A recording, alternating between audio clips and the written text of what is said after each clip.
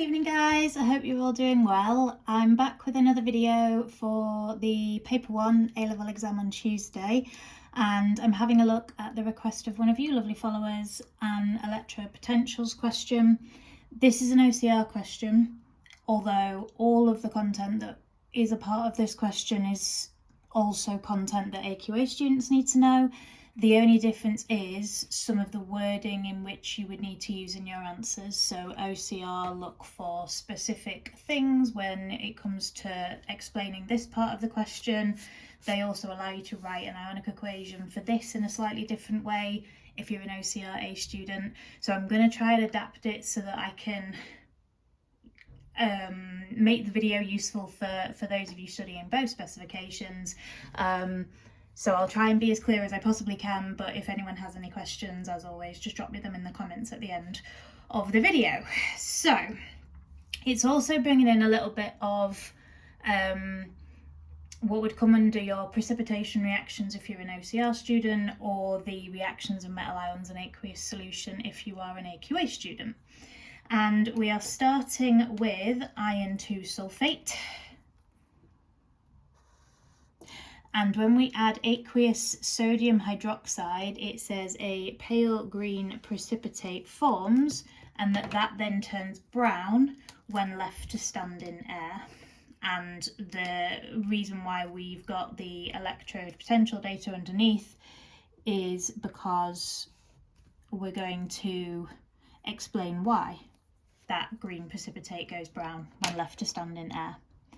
So the first thing I guess we need to realise is when it's mentioning this aqueous solution of iron sulfate, we're immediately thinking of the hexa aqua iron 2 plus ions.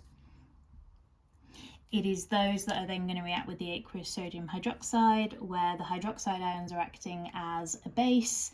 They're going to take a proton from as many water ligands as is required until we end up with a neutral species, which will then precipitate out as our pale green precipitate.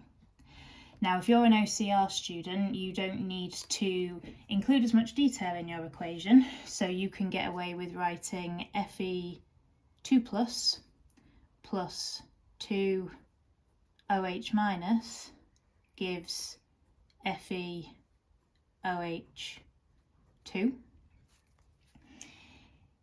If you are an AQA student, they're more interested in you writing the whole of the hexa aqua ion formula, reacting with 2 OH minus, and the precipitate will still be neutral and it will still have the 2 OHs, but you would also be showing the 4 waters. And then if the 2 OHs are each gaining a proton from the water ligands, you're also going to form 2 water. And you can write that version if you're an OCR student. That's always been on the mark schemes to my knowledge. This one is always accepted as well. I don't know how often you see this on an AQA mark scheme. Off the top of my head, I can't, it's not familiar at all. So I wouldn't be doing that if you're an AQA student. I'd be doing this. OCR, you can definitely do either. And then in terms of the pale green precipitate turning brown, it turns brown because the Fe2 plus ions are being oxidized to Fe3 plus ions. So this FeOH3, which I don't have a brown, so I'm trying to make brown, sorry, using orange and red and failing miserably. But that is then the brown precipitate, which has been oxidized, and it's the oxygen in the air, obviously, that's doing that oxidizing. So we have to explain why that happens and construct an equation for the reaction that occurs. Now, the first part is definitely something that both OCR and AQA students, you will both need to be able to do in terms of writing that equation, in terms of using these numbers and recognising that the more positive E0 value will undergo reduction and the more negative one will undergo oxidation. How you would maybe write that is a little bit different, because in OCR they label them as redox system 1 and 2, so you can use that as part of your answer. OCR students, you then need to explain it in terms of the equilibrium as well. So they're interested in you saying either the equilibrium system of redox 2 shifts to the right, or you can say redox system 2 undergoes reduction, and then redox system 1 equilibrium goes left or has been oxidized. I guess in AQA it's more just oxidation reduction and working out where each of those is happening. So again, I'll try break it down as I'm writing as to what essentially is going on here for each set of you that are watching. So first thing to do with any kind of table of E0 values is to be able to recognise that a more positive E0 value will always suggest that reduction is more likely to take place in that particular half cell, and if the E0 value is more negative, that would suggest that oxidation and thus the backwards reaction is more likely, and these will always be written as reduction half equations based on the fact that when we measured them in the first place, we used the standard hydrogen electrode. That always went on the left, and the half cell you were measuring always went on the right, and on the right is where reduction occurs, so the equations were always written as reduction. And that's why some of them come out with negative voltages, because that's suggesting actually we want to put them the other way around. But when you're measuring, it's always done that way. So the equation on the top to form the FeOH3, which is the brown precipitate that is formed upon standing in air, that equation has to be going from right to left, because this is more negative, it suggests oxidation, and also because that is the brown precipitate that we're trying to form. So that equation has to go to the left, and therefore the oxygen equation underneath has to go to the right. And that is more positive. In terms of then constructing an equation, we're going to need to balance the electrons just like we would if we had any half equations. So the top equation is going to represent our oxidation half equation, and if helpful, write that out the right way round, aka from right to left. And while you're at it, balance out your electrons. So I'm going to write these first, these as the products. I'm also going to multiply everything by 4. So we're going to have 4 FeOH2 plus 4OH minus goes to 4 FeOH3 and 4 E minus. And now I can combine that with the second half equation, because the 4 electrons that are being gained match up with the 4 electrons being lost, and then we can write my overall equation. So the overall equation will be 4 FeOH2. We can also maybe see at this point that the OH minuses are going to cancel as well, because I've got 4 of them on both sides. So I'm not going to include that from here. So then it's going to be plus O2 plus 2H2O. And then I'm going to make 4 FeOH3. 4 electrons are obviously going to cancel, and the 4 OH minuses are going to cancel. So that should be my overall equation. You don't have to cancel everything before you join them together. You can join them together and then cancel them down, but please make sure you always cancel everything that appears on both sides, whether it's exactly the same number on both sides, or if you had 4 OH minus on one side and 2 OH minus on the other, get rid of the 2 on that side, bring this side down to 2. We can also check that it's balanced. The charges are very obviously balanced. So we've got 4 ions, we've got 8 O's in there, 9, 10, 11, 12. We've got 12 O's there. We've got 8 H's plus 2 plus 2, so that's 12 H's. And then we've got 3 times 4 is 12 H's. So that would suggest that that is definitely right. Now, in terms of explaining why the pale green precipitate turns brown, if you are an OCR student, you would probably say that redox system 1, or actually I'm going to do it the other way around, redox system 2 is more positive, than redox system 1, or let me even make that even, well, not even better, but proper. The E0 value of redox system 2 is more positive than the E0 value of redox system 1.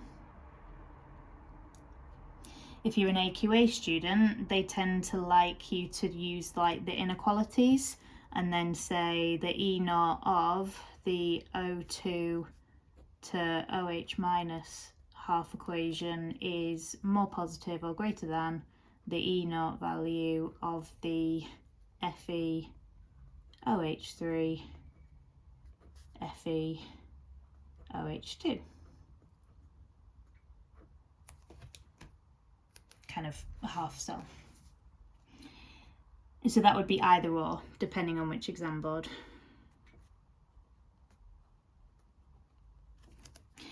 And then in terms of further information for those of you studying OCR, you would then want to say that the redox system 2 equilibria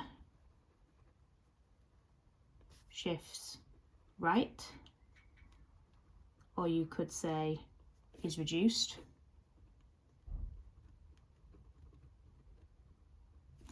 And then redox system 1 equilibria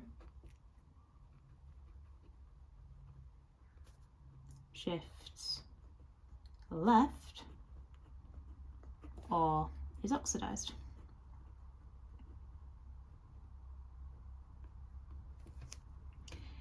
And that should be good for if you're an AQA student.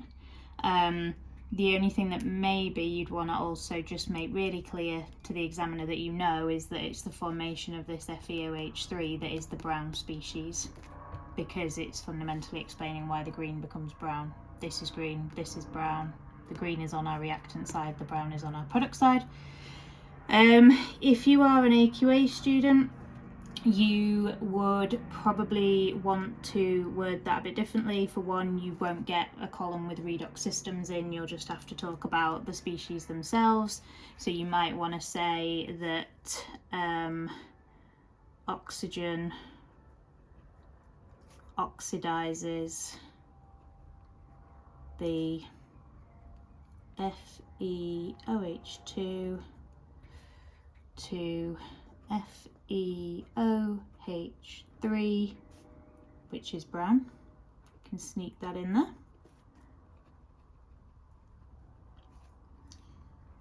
And is itself reduced.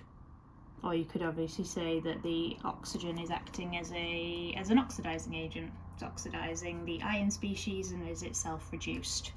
So that's probably more of how you'll word it. And for either exam board, another thing you could do to prove that the reaction works is you could calculate the EMF value, and you could say, well, based on how I've chosen to set this up, whereby redox system 2 or the oxygen half cell going in the forwards direction being reduced and the iron one being oxidized, EMF, or the E of the cell, is equal to the right hand side value minus the left hand side value.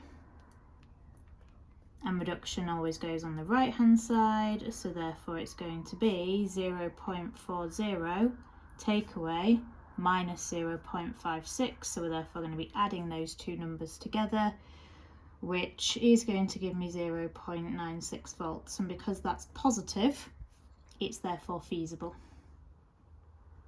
So that's something else you can do to prove that how you're saying the reaction will work in that way. Or if it asks you ever to say why something won't work in terms of why this can't react with this, or why this doesn't get oxidized or reduced or whatever, you can work out the EMF, and if it's negative then it's not feasible. Okay?